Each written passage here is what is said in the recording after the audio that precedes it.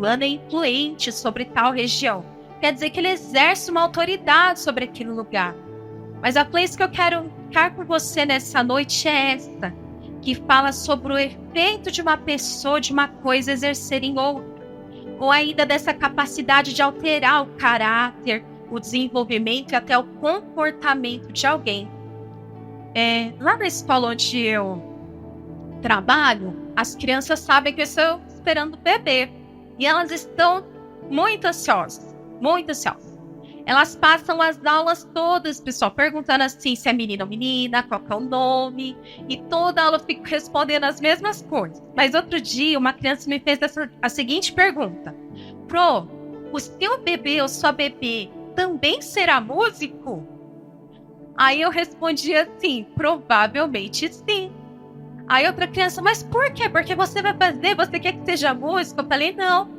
Provavelmente a criança terá música, né? Se o senhor permitir, quiser, mas por conta da influência. E aí eu expliquei, ele ou ela me verá cantar, o pai tocar, mãe tocar, o tio tocar. Muitas pessoas vai vir à igreja.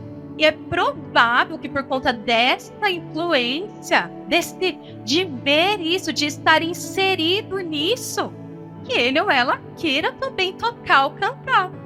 Eles, E a influência é isso. A influência, às vezes, nós nem percebemos ela acontecendo, mas ela acontece. E nós vamos ler agora alguns textos para nós percebermos a influência. E como ela, muitas vezes, ela mudou a história. Às vezes, de maneira muito catastrófica até. E o texto que nós lemos de Efésios, né? Não sei se vocês recordam, mas domingo passado, Tiago pregou em Efésios 5. Sobre nós temos que ser cheios do Espírito Santo. Paulo está falando que o cristão precisa ser e ter. E ele continua no capítulo 6 dizendo que a gente não está aqui a passeio, mas que nós precisamos desta armadura porque nós estamos em combate. Nós somos soldados. Paulo, ao escrever isso, tem um soldado próximo a ele, ele vai descrevendo a couraça, ele vai descrevendo a roupa do soldado e trazendo isso para um âmbito espiritual que você e eu vivemos. Nossa luta, como Paulo descreve, não são contra pessoas, não são contra seres humanos, mas existe um combate espiritual que desde o início nós vamos ver a humanidade passa.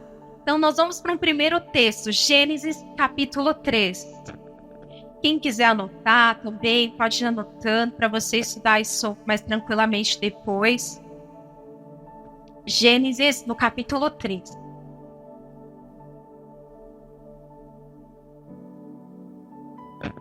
A serpente e a mulher. Amém? Ora, a serpente era mais sutil do que qualquer animal do campo que o Senhor Deus havia feito. E ela disse à mulher, sim, Deus tem dito, não comereis de toda a árvore do jardim? E a mulher disse à serpente, nós podemos comer do fruto das árvores do jardim, mas do fruto da árvore que está no meio do jardim, Deus disse, não comereis dele, nem o tocareis, para que não morrais. E a serpente disse à mulher, certamente não morrereis, porque Deus sabe que no dia que dele comerdes, então vossos olhos serão abertos, e vós sereis como deuses, conhecendo o bem e o mal. E quando a mulher viu que a árvore era boa para alimento, e que era agradável aos olhos, e uma árvore a ser desejada para fazer algo sábio, ela tomou do seu fruto e comeu. E também deu ao seu marido, e ele o comeu com ela. A gente conhece, né? Acho que é um texto que a maioria de nós conhece. Mas é um momento em que Eva é influenciada pela serpente.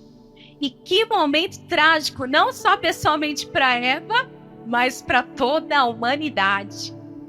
Porque que Deus tinha dito para Adão e Eva, não comam. Havia uma palavra de Deus acerca disso. Eu quero que você perceba que a serpente não já chega direto ao assunto. Ela chega perguntando, né? Assuntando a Eva. Não pode comer nada. E depois Eva, não, nós não podemos comer essa. E logo depois, quando a serpente fala isso, ela primeiro começa um diálogo, ela assunta, mas depois ela levanta o questionamento e ela finalmente contradiz o que Deus diz. Não, vocês não vão morrer. Vocês serão como Deus. Ela contradiz a autoridade, ela contradiz a palavra, ela contradiz o que Deus diz. E é isso que muitas vezes nós não percebemos acontecendo no nosso cotidiano. Algumas vezes, essa palavra de dúvida é lançada também no nosso coração, é lançada também na nossa mente, é lançada na nossa casa. Primeiro, trazendo um ar de dúvida, trazendo um ar de questionamento daquilo que Deus diz que é, daquilo que Deus diz que faríamos. Quantas vezes nós mesmos não duvidamos daquilo que o Senhor já entregou na nossa mão, daquilo que Deus já depositou na nossa vida, na nossa história? Quantas pessoas já conheci que, não sei se eu vou ser salvo, sendo que o Senhor já declarou por meio da palavra, mas a todos que receberam, deu-lhes o poder de serem feitos filhos de Deus, a saber, aos que creem no seu nome. Não sei se a minha família será salva, e a palavra declara, crê no Senhor Jesus e será salvo você e a sua casa. Mas quantas vezes a voz da mentira, a voz do engano, que se levanta para seduzir, para maquinar e para travar o que Deus tem na nossa vida, na nossa história, no nosso ministério e na nossa família. Eva, infelizmente, foi seduzida e ela cai. E não só ela, mas Adão também come. E como isso repercutiu para nós, para toda a humanidade, na história inteira. E se você olhar a história daí até o dilúvio, é só ladeira abaixo a humanidade. É só por quê? Porque Adão e Eva não dominaram o pecado. Por conta disso, Deus fala, Caim, o pecado está batendo a porta, Caim. Você precisa dominá-lo. Caim, que é filho de Adão e Eva, não domina e assassina Abel. E vez por vez, a palavra fala que então nos tempos de Noé, os homens casavam e se davam em casamento. Era comida, bebida, era bagunça, atrás de bagunça. Porque lá no Éden, Adão e Eva não dominaram o pecado. E você pode falar, mas como eles dominariam? Como isso seria possível? Como é possível dominar essa voz da influência maligna? Como é possível dominar essa voz que quer arquitetar contra o ser humano? Vamos abrir a Bíblia em Mateus capítulo 4. E nós vamos ver alguém que calou essa voz.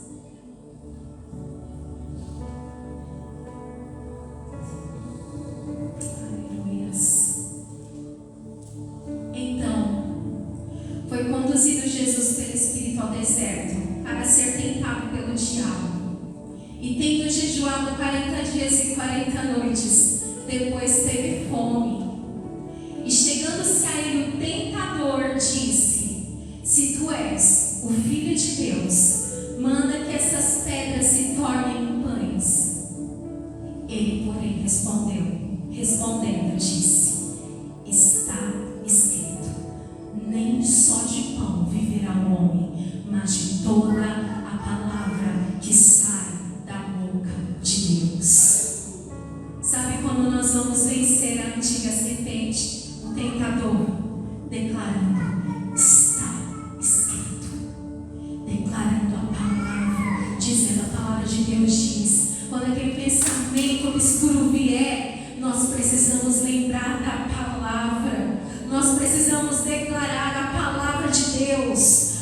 Não sei se vocês lembram, mas em Efésios 18, quando ele leu, não vos embriagueis com vinho no qual há contenda, mas enchei-vos do Espírito, o verso 19 continua, e falando entre vós com salmos e hinos e cânticos espirituais, dando sempre graças a Deus.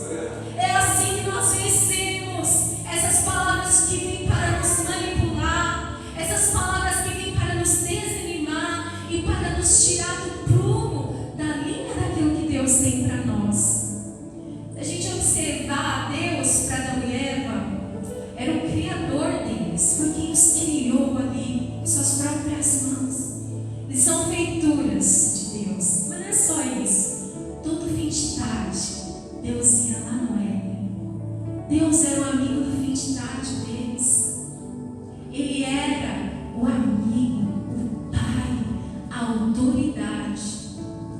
Repara que essa voz de manipulação, de mentira, vem para estragar o que o pai está dizendo, filho. Não sei se você já notou, mas quantos adolescentes e jovens têm nessa idade de puberdade? Nós sabemos que tem vários elementos como os hormônios, tudo é evolução mudando, né?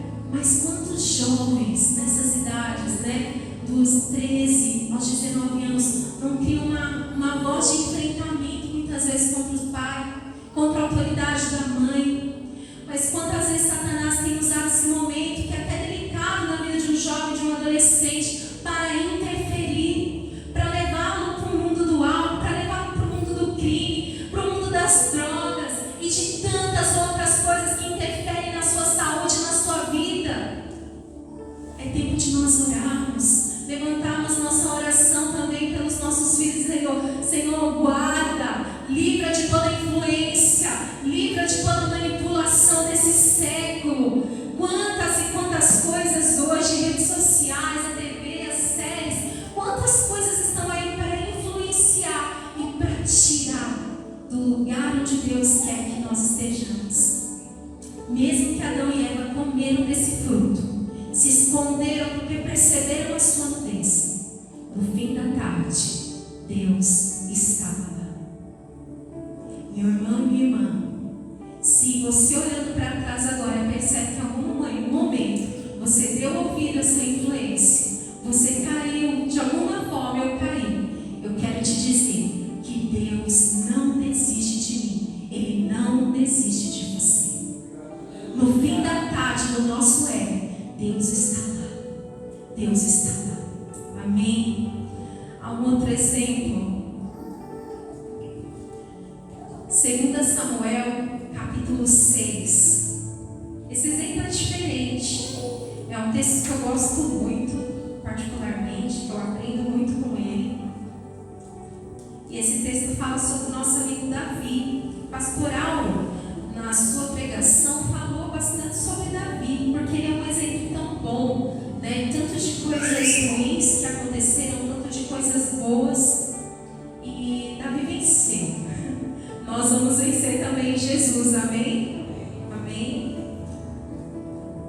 2 Samuel, capítulo 6. E tornou Davi a juntar todos os escolhidos de Israel em número de 30.000. E levantou-se Davi e partiu com todo o povo que tinha consigo para Baalim de Judá, para levarem dali para cima a arca de Deus, sobre a qual se invoca o nome do Senhor dos Exércitos, que se assenta entre os querubins.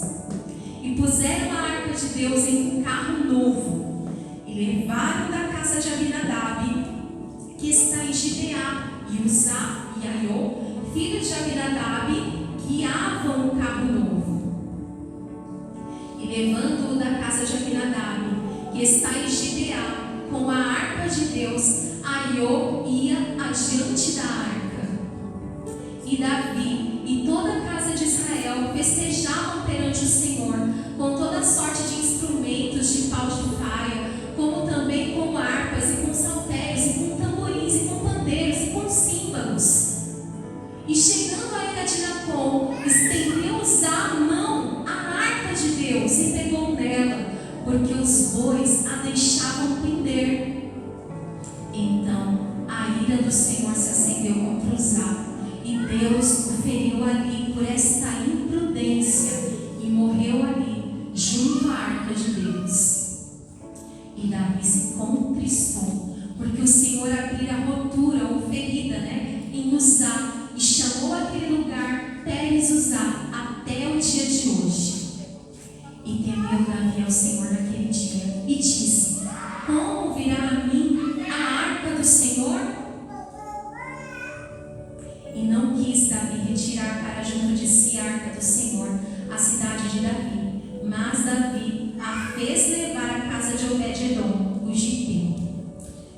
Nesse texto, Davi, que é recentemente levantado como rei, Davi foi ungido rei muito tempo antes lá por Samuel, mas ele só governou Israel muito, muito tempo depois.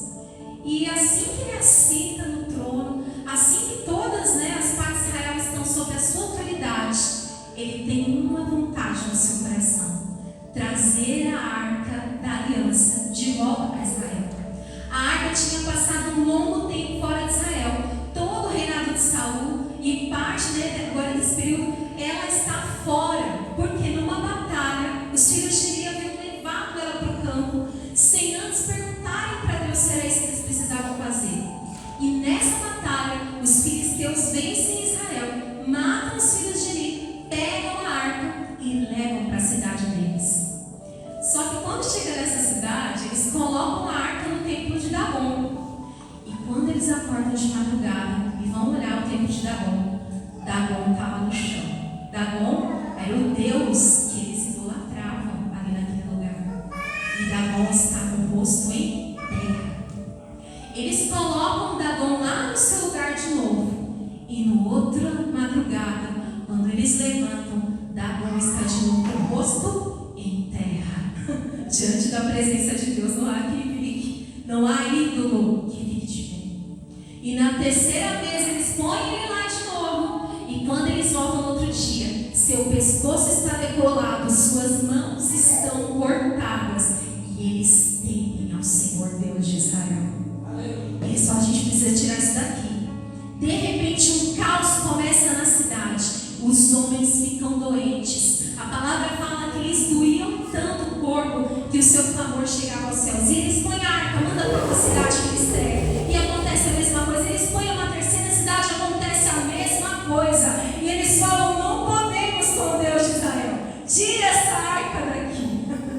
É isso que acontece com os inimigos de Deus diante da presença de Deus. Eles não aguentam e fogem em nome de Jesus.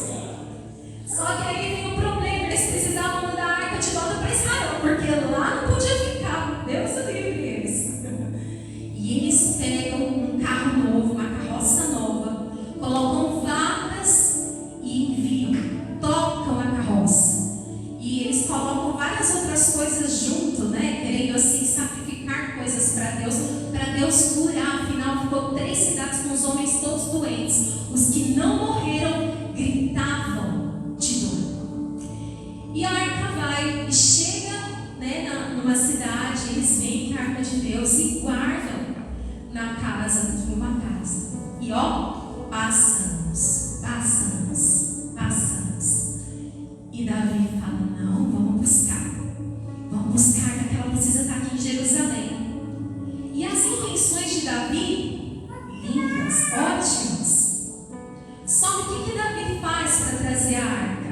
Ele vai lá na casa que está, pega Uzá, Aiô, que são os filhos do proprietário da casa, e ele usa os métodos filisteus. Ele pega um carro novo e ele pega bois. E assim, irmãos, para a gente compreender, na lei mosaica, na lei de Moisés, tinha um jeito certo de carregar a arca. Vocês lembram quando Josué adentra Canaã, que ele atravessa? Os levitas e sacerdotes iam à frente e tinham varas na arca. E eles carregavam a arca em seus ombros. A palavra fala para Josué, quando fala: Josué, santifica-se, porque amanhã farei grandes coisas. Ele fala: fica a uma boa distância da arca. Ainda tem isso. De ficar perto não. Deixa os levitas e os sacerdotes levarem. Porque, irmãos, ela representava a presença de Deus. Ela representava a santidade do Deus de Israel. Ali dentro tinha a vara de Arão que floresceu, tinha maná que representava a provisão, a vara representava a autoridade, tinham coisas santas ali. Não eram para ser levadas de qualquer jeitinho, não. Tinha um jeito certo, tinha um jeito certo de fazer, tinha um jeito certo de carregar. Davi tinha boas intenções, mas ele não se intentou de como Deus queria que aquilo fosse feito. E infelizmente, fazendo do jeito que os filisteus fizeram, não funcionou. Em um determinado momento, quando a arca parece que vai cair, Uzá toca e ele é ferido e morre. Tem umas coisas, que a gente fica até: nossa,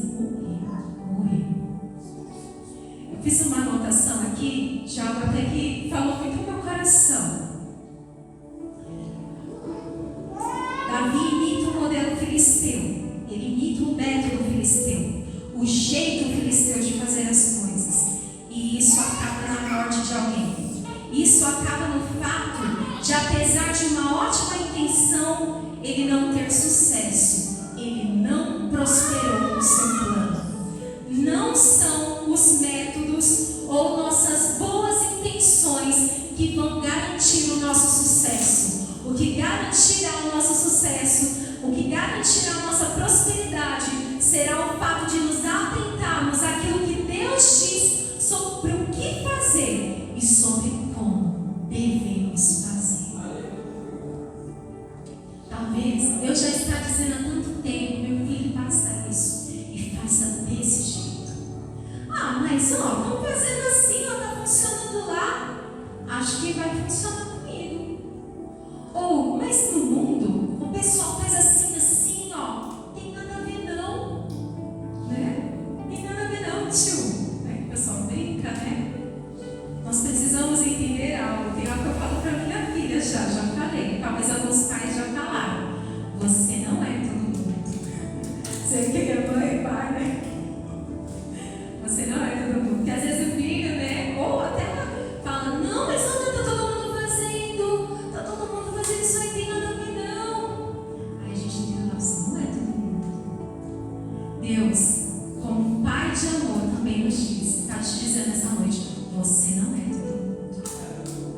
Você é meu filho amado, quem eu escolhi, quem eu separei. Existem as maneiras corretas de fazer as coisas. Nós estamos vivendo agora, no dia 15 de março, né? Começa uma coisa que é terrível, né? Que é a Receita Federal. Gente, tá aí alguns campos pra gente atestar assim: não, vou lançar tudo certinho, né? Ou existem tantas coisas na nossa vida que nos colocam numa posição: opa, eu vou fazer como método filisteu, ou eu vou fazer isso como filho de Deus que eu sou, que você é.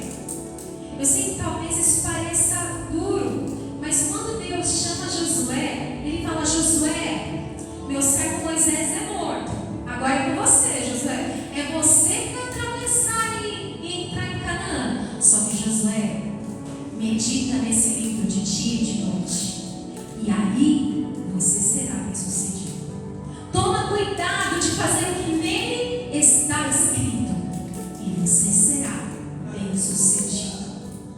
Se nós queremos prosperar nos nossos planos, se nós queremos prosperar em todos os âmbitos da nossa vida, nós precisamos compreender aquilo que Deus quer, e não só isso, mas também a maneira que Ele quer que façamos.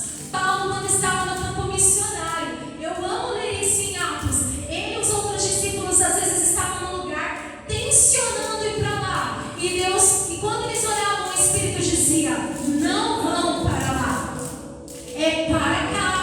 E eles ouviam o Espírito e iam na direção que o Espírito queria. Mas não iam pregar a palavra, não precisava chegar lá também, mas o Espírito estava dizendo: não é tempo disso, é tempo daquilo. E hoje nós precisamos dessa sensibilidade. É por isso que nós declaramos que precisamos ser cheios do Espírito Santo nesses dias, para além de não ouvirmos a influência das trevas, não que compactarmos com os modelos mundanos, nós também entendermos e compreendemos aquilo que Deus tem para esses dias, aquilo que Deus tem para essa estação, aquilo que Deus tem para a nossa vida, aquilo que Deus tem para esta igreja, através de você e através de mim. Amém? Nós precisamos, e às vezes isso parece algo longe, mas não é, porque isso vem através do relacionamento com Deus e com o Espírito Santo de Deus. Amém? Voltando a Davi, quando ele fica sabendo que a arca está abençoando a casa de Obed-edom, quando ele fica sabendo que está tudo dando certo lá onde ela ficou, ele fala: vamos buscar a arca.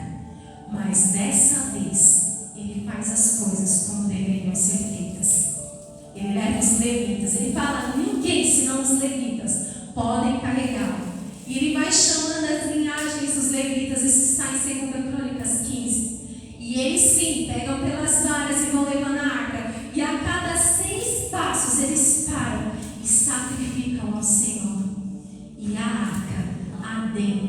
Jerusalém, ao som dos instrumentos, ao ritmo de danças, de festa e celebração. Há algo que Deus quer que você faça, que eu faça, e Ele quer nos instruir em como fazer. Amém? Diga para a pessoa que está ao seu lado: Deus quer usar a sua vida. Esteja sensível. Aleluias. Aleluias. Há um outro exemplo de influência, o último, que eu quero ser breve nele, está em 1 Reis, capítulo 16, no versículo 29.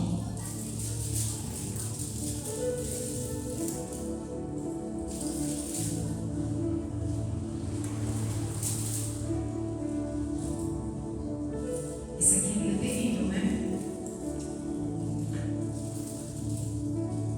E Acabe, filho de Onri, começou a reinar sobre Israel no ano 38º de Asa, rei de Judá. E reinou Acabe, filho de Onri, sobre Israel em Samaria 22 anos. E fez Acabe, filho de Onri, o que era mal aos olhos do Senhor, mais do que todos os que foram antes dele. E sucedeu que, como se fora pouco andar nos pecados de Jeroboão, filho de Nabate, ainda tomou por mulher a Jezabel, filha de Etbaal, rei dos Sidônios, e foi e serviu a Baal e o adorou. Quero ler esse de novo, pode voltar? E sucedeu que, como se fora pouco andar nos pecados de Jeroboão, filho de Nebate, ainda tomou por mulher a Jezabel, filha de Etbaal, rei dos Sidônios, e foi e serviu a Baal e o adorou. E levantou um altar a Baal, na casa de Baal, que edificara em Samaria. Também Acabe fez um ídolo, de modo que Acabe fez muito mais para irritar ao Senhor Deus de Israel do que todos os reis de Israel que foram antes dele. Amém? Todo mundo já ouviu falar de Jezabel, né? Ou não? Jezabel era essa mulher que não era israelita.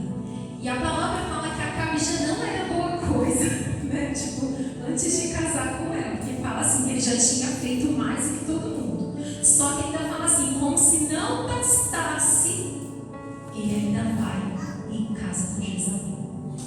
Jezabel era uma péssima influência para Acabe, porque ela não era israelita e ela era de um lugar, nessa Fenícia, onde existia essa adoração pagã, a Baal, Astarote, Balaíns. E a palavra fala, fica bem bonita essa questão, que assim que ele casa com ela, ele traz essa adoração a Baal.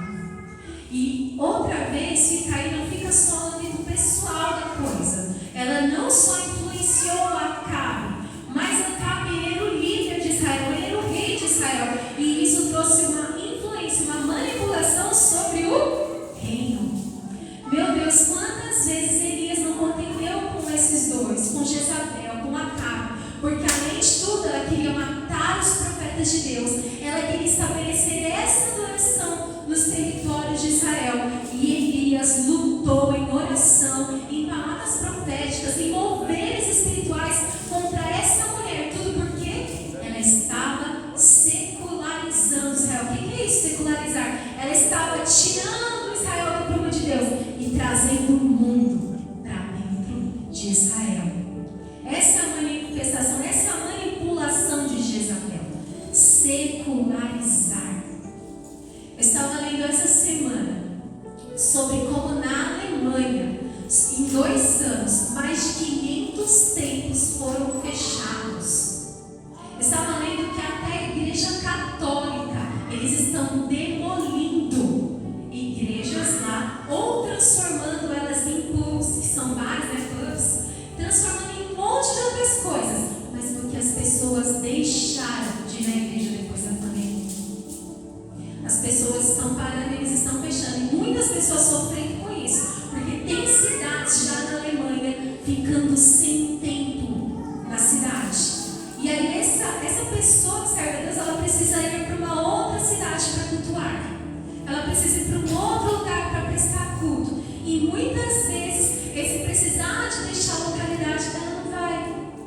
passando os dias e ela deixa de ir à igreja. Isso é uma secularização.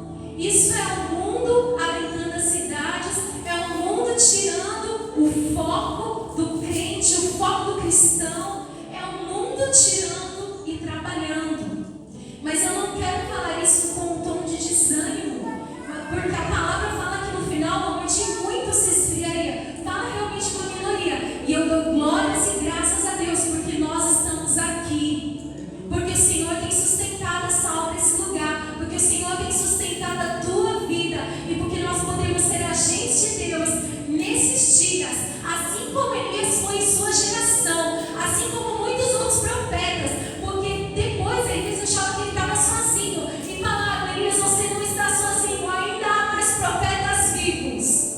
Ainda há mais que estão lutando contra Jezabel. Que estão lutando contra as ações dessa mulher, trazendo essa idolatria, trazendo o mundo para dentro. Então é tempo de nós nos levantarmos também como Elias, que desafiou os profetas de Baal no Monte Carmelo, que desafiou Acabe, que desafiou a Jezabel e que no final foi levado aos céus com Deus. Mas antes disso, ele cumpriu na terra aquilo que estava estabelecido para ele. Que você e eu, meus irmãos, possamos combater as influências. A palavra de Deus declara lá em Apocalipse que o dragão, a antiga serpente, será amarrada e depois de 1000 anos ela será destruída. Satanás já tem hora e dia para ser aniquilado por Deus. Eu quero declarar para você nessa noite: aquele que venceu, aquele que vive e está, ele é o Senhor da nossa vida. É possível vencermos e combatermos as influências. É possível nós dizermos não para essas vozes de dúvida, para essas vozes que muitas vezes querem trazer até algo sobre as famílias, sabe? Coisas que vão indo de geração em geração e que não sai daquilo, O sangue de Jesus é maior do que toda maldição. Nele já foram quebradas as maldições, nele já foram quebradas as influências do passado, nele já há libertação para a nossa vida, nele já há libertação para o pecado. Nós não estamos mais sob o domínio do pecado, mas nós estamos debaixo da graça. O pecado, Paulo fala em Romanos, não mais terá domínio sobre nós. É tempo de nós nos apossarmos disso. E mesmo que essas vozes venham falar: nossa, vai permanecer casado? Não, hoje em dia não é mais assim. Quantas vozes às vezes vêm com essas palavras, que às vezes vêm até de um jeito bonzinho, só que aquilo perdura na sua mente, parece uma goteira, gotejando, até que o balde esteja cheio. Não é tempo disso. Não é tempo. É tempo de nós, como igreja, nos levantarmos em discernimento espiritual. É por isso que a palavra declarava na semana passada para sermos cheios do Espírito. Porque é o Espírito que vai nos dar discernimento. É o Espírito que vai nos dar direção e poder para nós vencermos as ciladas do inimigo. Gostaria que você se colocasse de pé mais uma vez, chamar o grupo de louvor. Antes deles cantarem, eu só quero ler mais uma vez Efésios. Feche os seus olhos. Receba essa palavra hoje. E finalmente, meus irmãos, sede fortes, sede firmes no Senhor e na força do seu poder. Revestivos de toda a armadura de Deus, para que possais estar firmes contra as astutas ciladas do diabo.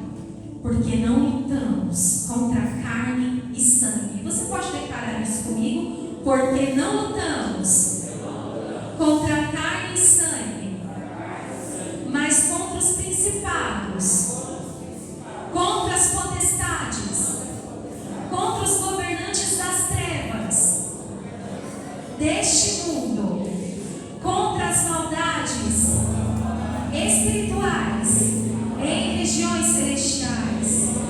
Agora você pode parar.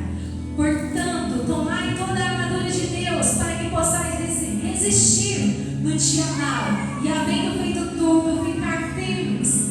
Portanto, estai firmes, tendo cingido os vossos lombos com a verdade, vestindo a couraça da justiça, e calçados os vossos pés na preparação do evangelho da paz, tomando sobretudo o escudo da fé, com o qual podereis apagar todos os dardos inflamados do maligno, e tomai o capacete da salvação e a espada do Espírito, que é a palavra de Deus, orando em todo tempo com toda oração e súplica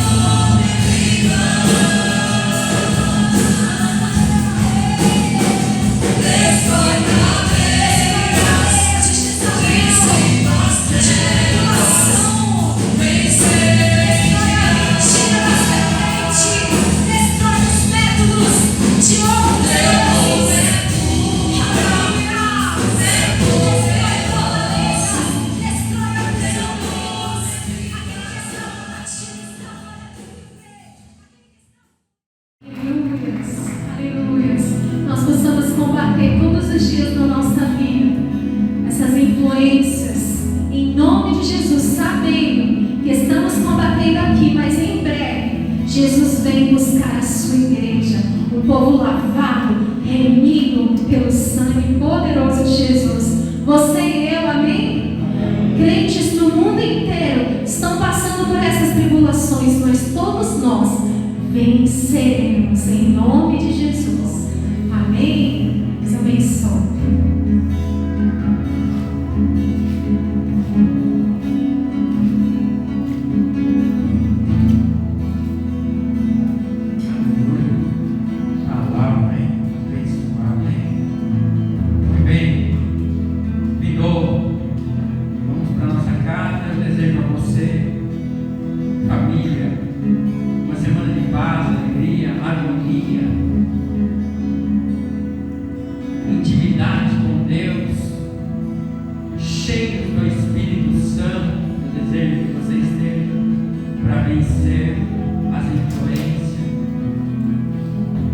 E eu quero convidar você, Igreja de Cristo, para antecipar já com as redes sociais, nós vamos colocar o aviso, mas você é muito importante estar aqui no sábado, às 19 horas. Nós vamos ter uma reunião muito importante na igreja, de bate-papo, palavra e as diretrizes que nós temos para o ano todo, aí para frente.